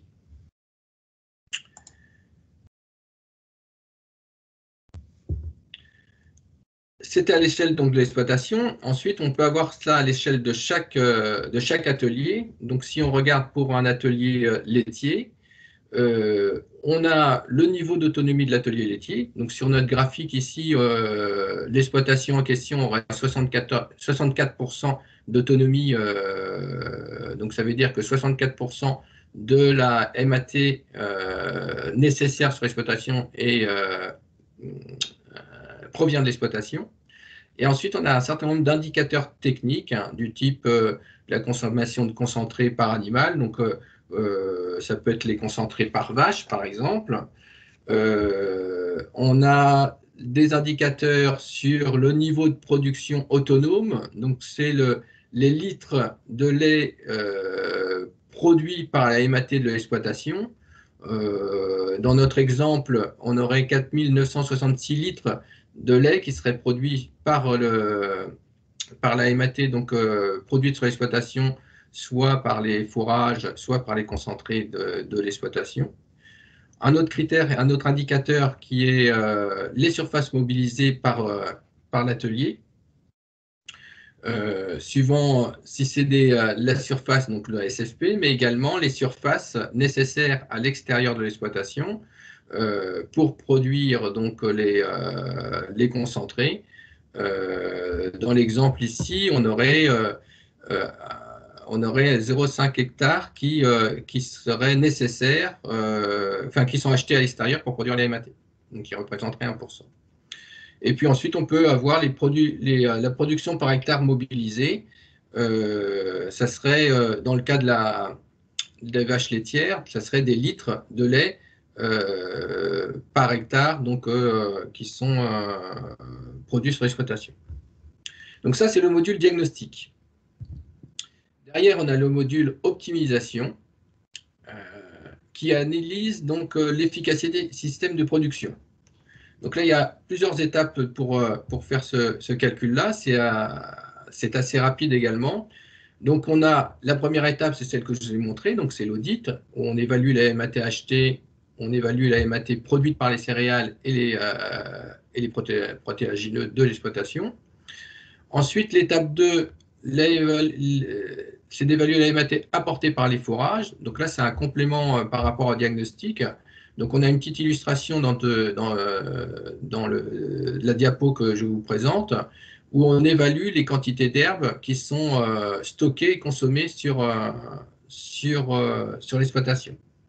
Et après, on met en rapport ce qui est donc produit sur l'exploitation, les besoins et théoriques qu'on a identifiés, et on en fait l'écart, ce qui nous permet d'avoir quelque part l'efficacité de l'azote ou la MAT qui est mal valorisée ou gaspillée sur l'exploitation. Donc ce module-là permet donc d'évaluer l'inefficacité ou les éventuels gaspillages ou les optimisations, donc en définitive, qui peut être fait dans la conduite des vaches laitières ou des génisses sur une exploitation. Et enfin, le dernier module, qui est un module de simulation. On a dans l'outil un petit arbre de décision, donc je vous ai mis à l'écran, donc je ne vais pas le commenter, mais qui permet donc de guider l'éleveur donc dans sa réflexion pour rechercher des leviers d'action pour améliorer l'autonomie sur son exploitation. Et ensuite, l'outil répertorie un certain nombre de leviers possibles. Donc là, vous avez tous les leviers sur les 5 filières, mais si on regarde la filière bovin-lait, on a différents leviers qui sont simulables grâce au calculateur. On en a un qui est sur l'optimisation du pâturage, ou la possibilité de faire de l'affouragement en verre en augmentant donc, la part dans la ration. Donc là, ça peut être soit avec les surfaces en place, soit en valorisant donc, des dérobés, par exemple. Donc, c'est le premier levier. On a un autre levier qui permet de gagner en autonomie en faisant varier la concentration azotée donc, des rations à base de maïs sans silage. On a un levier qu'on peut simuler également en introduisant dans l'assolement des fourrages riches en légumineuses. Donc, dans la présentation précédente, on parlait de luzerne. Donc, on peut simuler l'introduction de luzerne dans l'assolement de l'exploitation et pour remplacer des fourrages moins riches dans les rations des animaux. L'introduction de dérobés avant le maïs pour remplacer donc, du maïs en silage. La possibilité de faire des mélanges immatures riches en protéagineux, intraconsommer ces céréales, y compris donc, des mélanges donc, grains à la place de concentrés. Consommer des protéagineux grains produits ou achetés sur l'exploitation. Et puis le dernier levier, c'est de baisser le taux d'élevage et libérer des surfaces fourragères pour gagner en autonomie.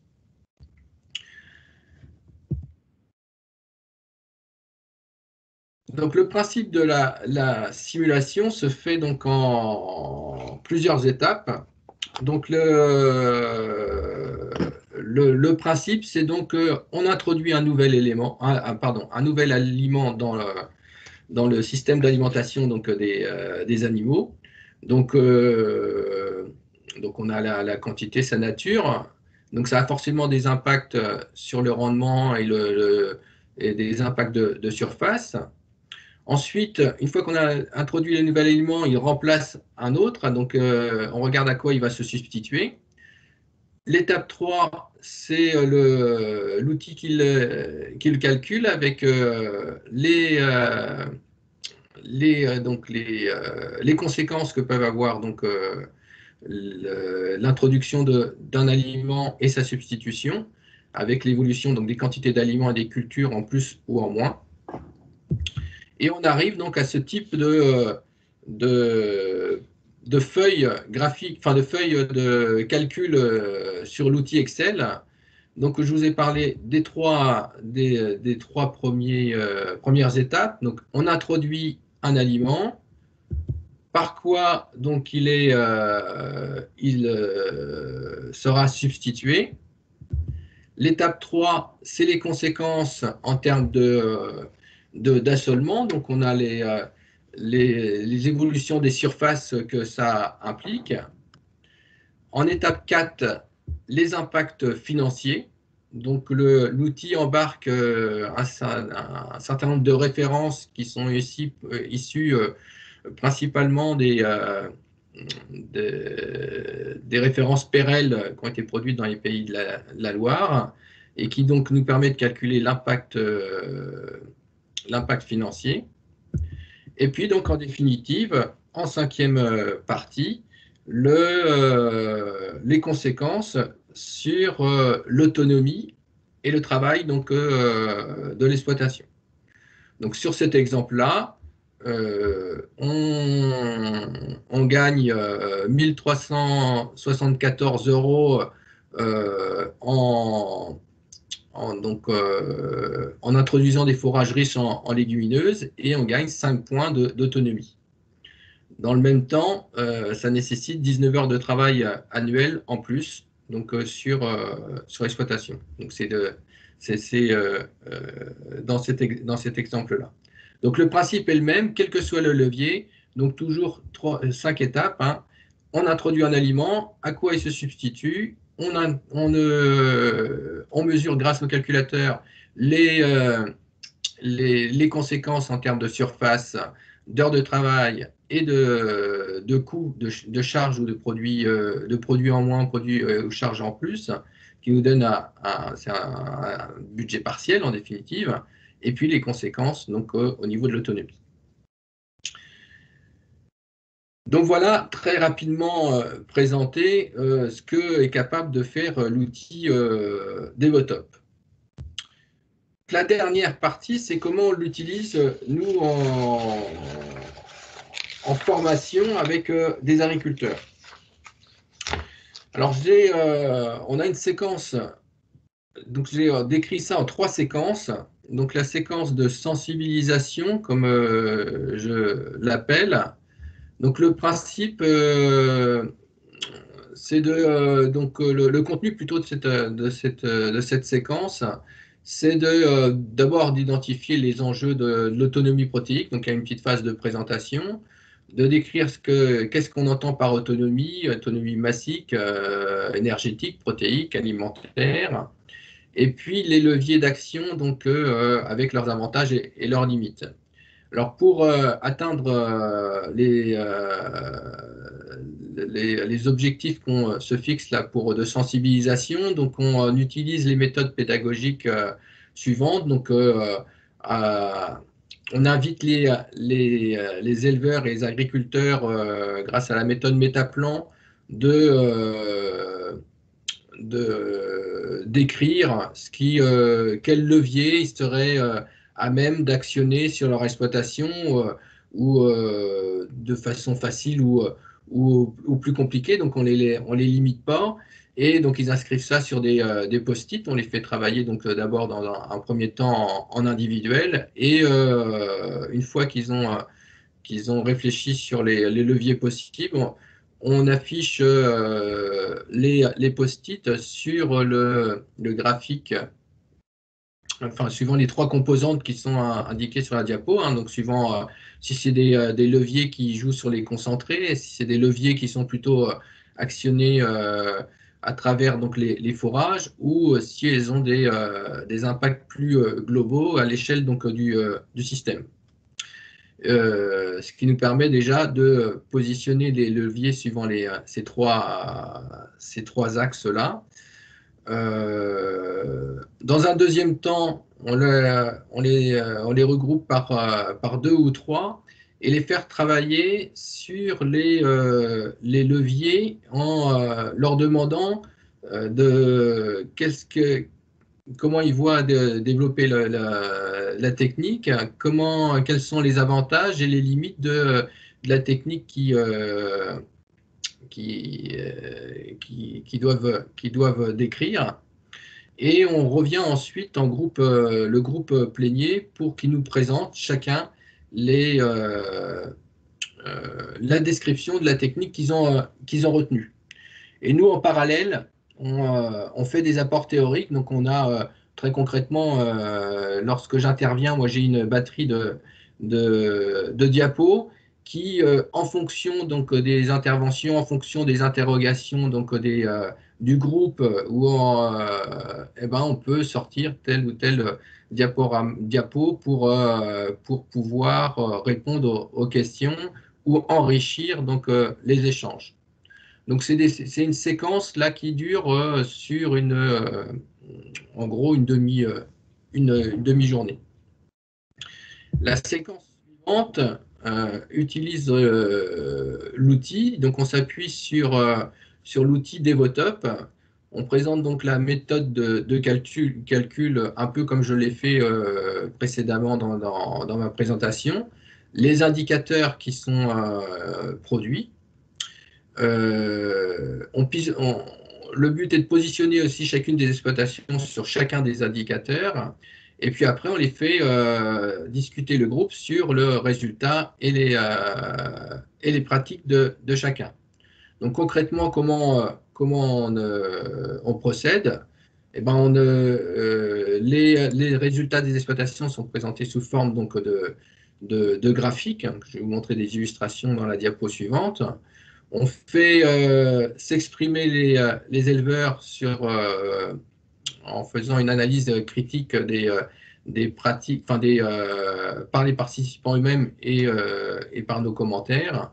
Et donc, on mutualise, donc chacun décrit ses pratiques sur l'exploitation en essayant de retenir les pratiques qui sont plutôt... qui permettent de dégager plus d'autonomie par rapport à son collègue ou pas, quoi. Et de la même manière qu'on faisait dans la séquence précédente, lorsqu'il y a des questions qui se posent, les intervenants font des apports théoriques sur telle ou telle pratique. Et au final, donc, on leur remet leur diagnostic individuel, donc chacun repart avec son diagnostic. Ça nécessite un prérequis, c'est-à-dire d'avoir fait les diagnostics au préalable. Donc, ce que je n'ai pas dit dans la présentation de l'outil, un diagnostic demande donc à peu près 1 heure de saisie une fois qu'on a récupéré les éléments auprès des éleveurs. Donc, les éléments, c'est essentiellement des éléments qui sont dans les comptabilités. Donc, Denis, voilà des exemples de... Excuse-moi, Denis. Oui. Je vais te demander d'aller rapidement sur la fin de ta présentation. En tout cas, sur ces présentations-là de résultats, peut-être de pas... Il me reste une diapo et c'est terminé. Super. Merci. Donc là, donc je vous ai présenté, là, donc juste pour illustrer, hein, quel type de graphique, quelques exemples de graphiques on peut sortir donc, de l'outil Devotop. Par exemple, donc l'autonomie de l'atelier lait en haut à droite, le nombre d'hectares mobilisés pour produire 100 000 litres, donc c'est un indicateur qui peut être calculé dans l'outil Devotop et sont comparés. Donc on a tous les éleveurs qui sont dans le groupe, ils sont comparés donc aux références que l'on a par ailleurs dans les suivis qu'on a pu faire dans le cadre du projet donc, SOS Protéines. Et donc, dernière séquence que j'ai appelée la séquence mise en mouvement. Donc là, on revient donc, donc c'est également sur à peu près sur une demi-journée. Donc, on est grâce à l'outil, on peut les éleveurs à l'issue de la deuxième séquence ont choisi un ou deux leviers à mettre en œuvre sur leur exploitation. Et là, donc, de nouveau, avec le groupe, on simule de façon assez rapide les leviers qu'ils souhaitent actionner et on a donc les résultats qui s'affichent et on peut de nouveau faire discuter parce que donc, les références qui sont embarquées dans l'outil peuvent être modifiées à tout moment. Donc, on peut être amené, en tenant compte de la situation pédoclimatique de l'exploitation, des conditions donc, de chacune des exploitations, on peut modifier donc, les références qui sont embarquées, ce qui permet d'affiner en direct, ensemble et en groupe, donc les simulations qui sont faites.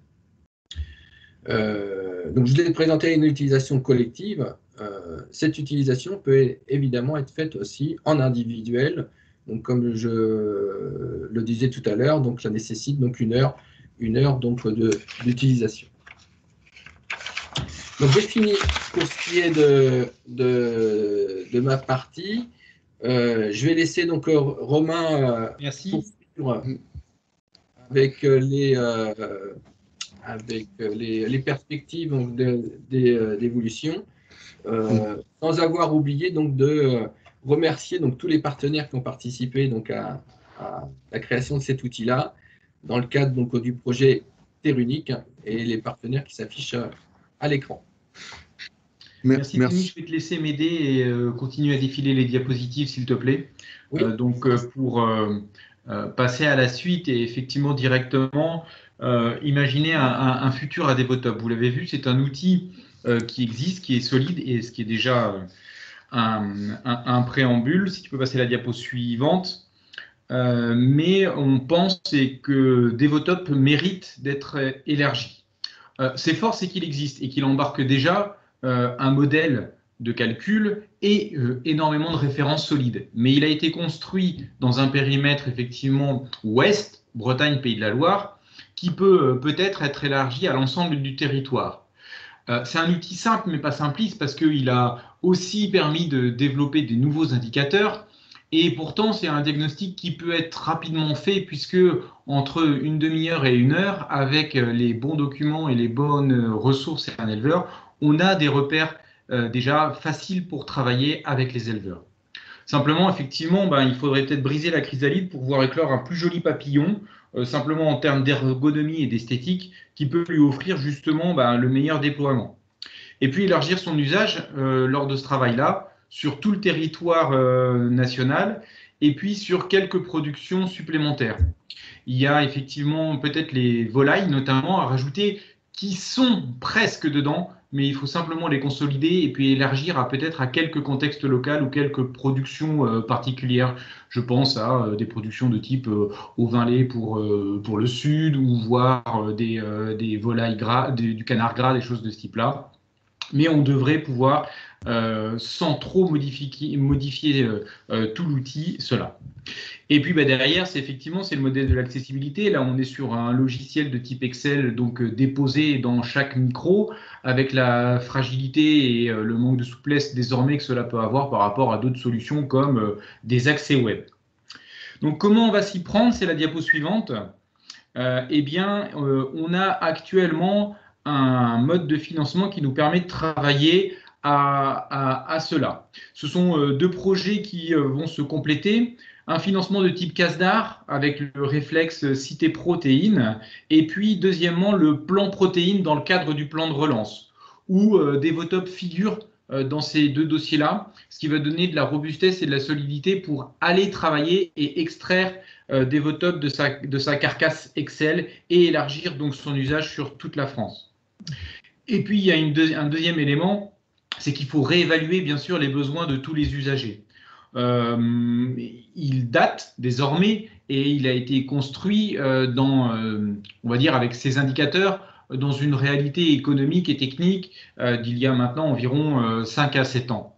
Peut-être qu'aujourd'hui, les motivations à utiliser et à travailler l'autonomie protéique sont un petit peu différentes et qu'il faut mettre en avant certains indicateurs existants par rapport à d'autres.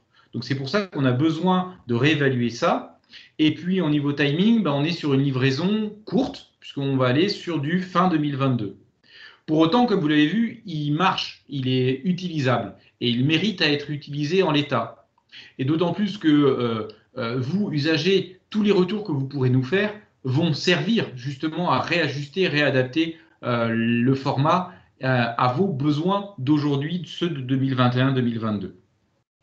Enfin, un outil n'a pas de sens sans mode d'emploi et sans comment l'utiliser. Tu viens de le démontrer, Denis. Toi, tu l'utilises avec des groupes de progrès. Eh bien, c'est un petit peu ce panel-là qu'on veut aussi offrir dans le cadre de ces projets. Avec la diapo suivante, s'il te plaît. Offrir différents formats d'utilisation. C'est ce qu'on a appelé des passeports.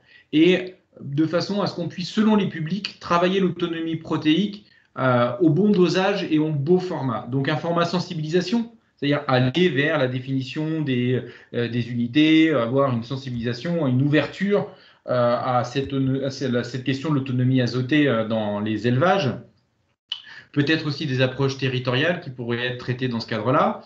Bien sûr, une formation à l'usage conseillée. On a eu le retour de SOS Protéines en juin, on a les rendez-vous des RFL aujourd'hui, mais derrière ça, on a le témoignage de Denis, et derrière ça, il faut qu'on puisse formaliser effectivement des modèles de scénarios pédagogiques robustes, diffusables pour tous les conseillers, pour qu'ils puissent aller avec les éleveurs en formation perfectionnement, bien utiliser l'ensemble de ces outils-là pour travailler avec eux l'autonomie azotée.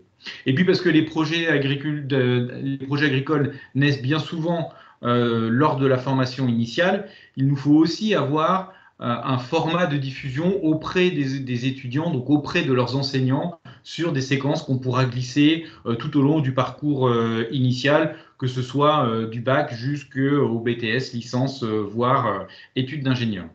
Donc tout cela pour le rendre accessible à tous et partout et à toutes les filières. Donc ça, c'est un objectif de massification qui est poursuivi par ces deux projets, et notamment par le modèle des réflexes financés par le CASDAR, qui doivent pouvoir sortir les projets un petit peu d'un contexte confidentiel et qu'ils soient utilisés partout et pour tous.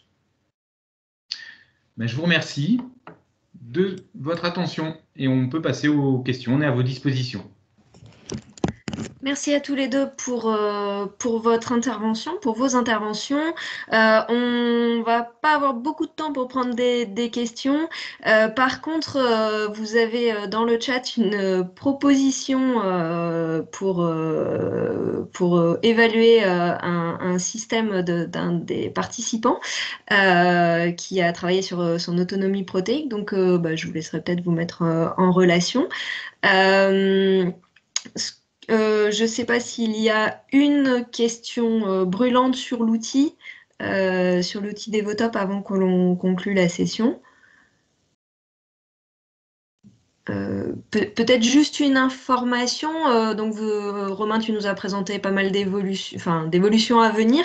Où est-ce qu'on pourra suivre toutes ces évolutions et pouvoir ensuite faire partie du public formé ou utilisateur de cet outil?